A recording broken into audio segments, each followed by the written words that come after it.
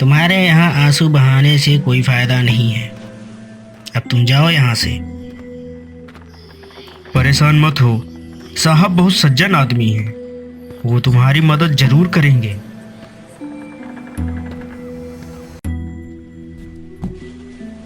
पैसे क्या यहाँ खैरात में बट रहे हैं? कोई भी ऐरा गहरा आए और मांगने लगे।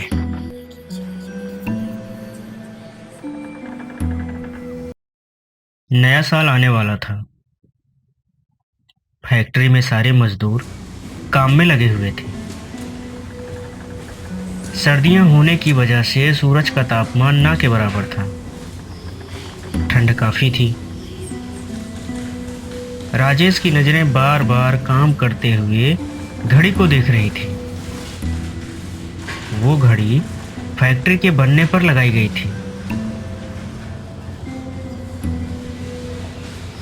राजेश के लिए वक्त बहुत धीरे धीरे चल रहा था।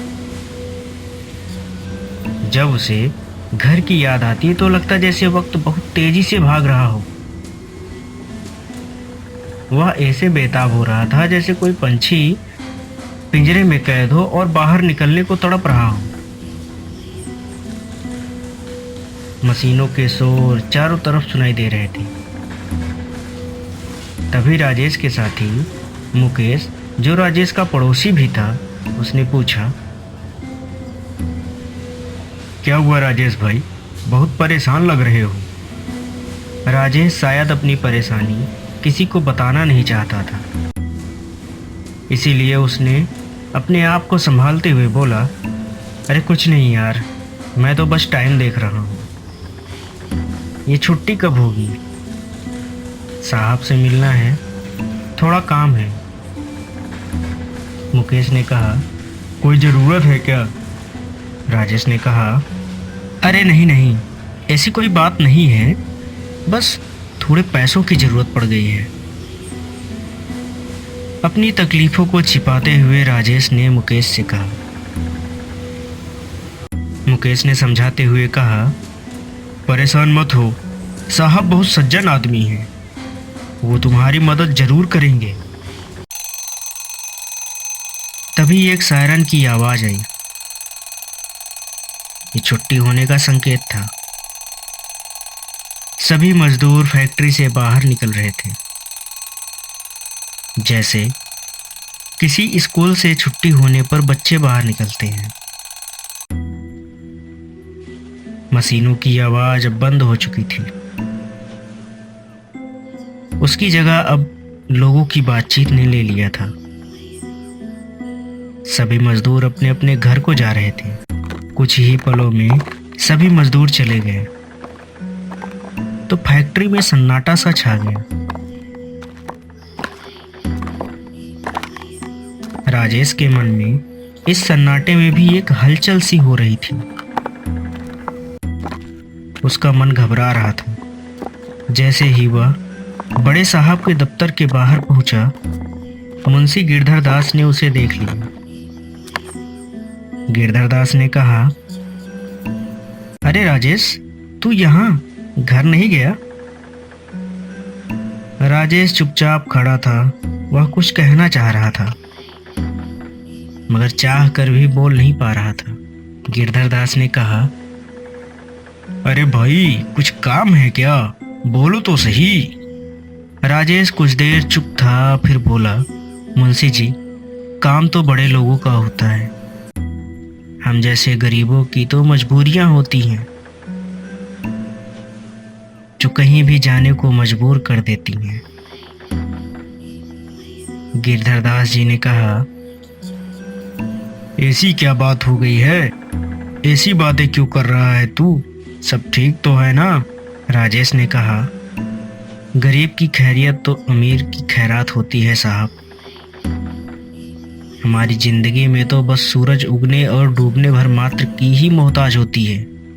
इसी तरह हमारी जिंदगी भी एक दिन डूब जाएगी।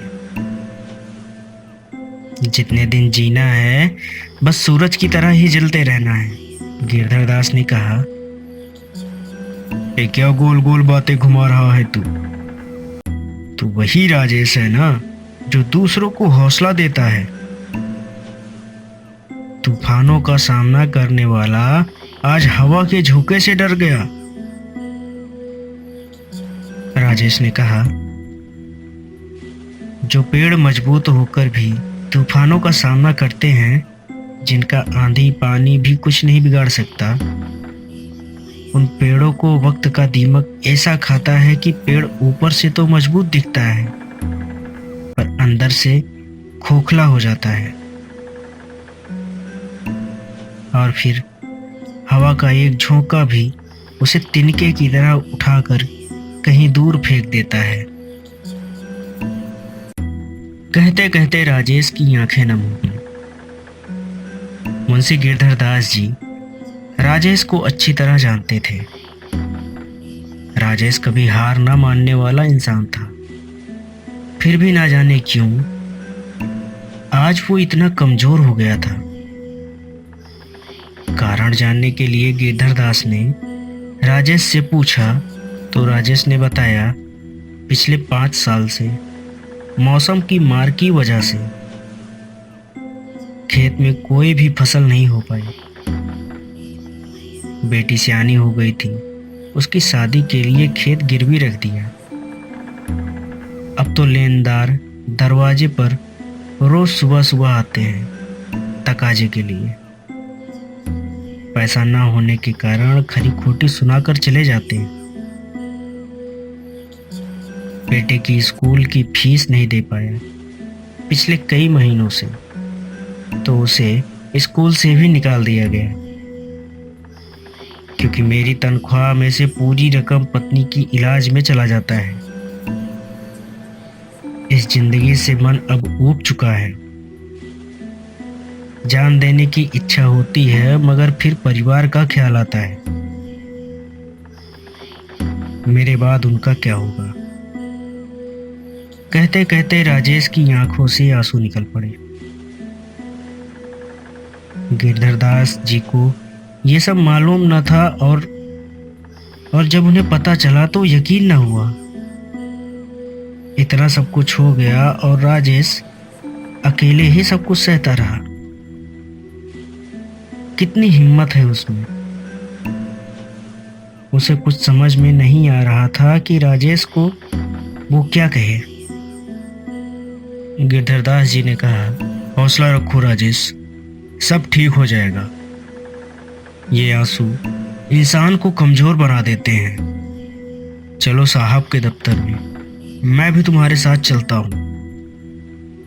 साहब भले इंसान हैं और वो तुम्हारी समस्या का कोई ना कोई हल जरूर निकालेंगे।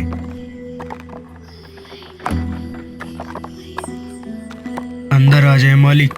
गिरधरदास जी ने दरवाजा खोलते हुए अंदर बैठे साहब से पूछा। साहब ने कहा, अरे गिरधरदास जी, कैसे आना हुआ, आइए आइए।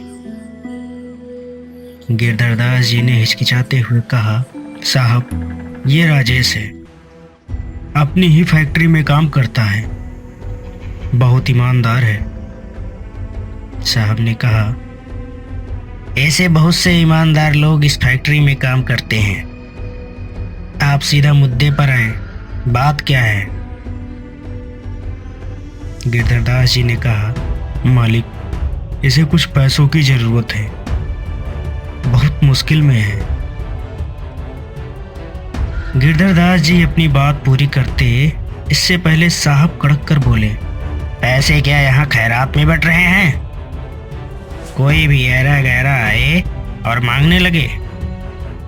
ये जो काम करता है उसके एवज में इसे उसकी तनख्वाह मिलती है और हम इससे ज्यादा कुछ कर भी नहीं सकते। गिरधरदास जी ने कहा, मालिक बस थोड़े पैसे चाहिए, इसकी पत्नी बीमार है, अगर पैसे ना मिले तो वो मर जाएगी और जो तनख्वाह इसको मिलने वाली है उसमें से आप रकम काट लीजिएगा। आंखों में आंसू लिए राजेश घुटनों के बल बैठ गया, लेकिन साहब को उस पर जरा भी तरस नहीं आई। उसने कहा, देखो तुम्हारे यहाँ आंसू बहाने से कोई फायदा नहीं है, अब तुम जाओ यहाँ से, तभी अचानक दरवाजे पर दस्तक हुई। सर, चलिए, आज आपको बगल वाले मंदिर में गरीबों को कंबल बांटना है। अरे हाँ, अच्छा हुआ तुमने याद दिला दिया। चलो, नहीं तो देर हो जाती।